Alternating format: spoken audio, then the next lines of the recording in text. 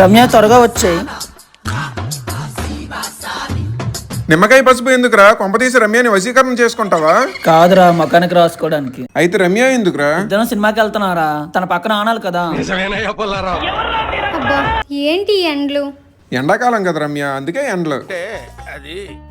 ఏంటిది మాక్టైల్ లాగా ఉంది? రమ్య, అసలు ఏంట్రా ఇది? నా మెడకి ఎల్బోస్ కి డార్క్నెస్ తగ్గుతుందని రాసుకోవడానికి తయారు చేసా.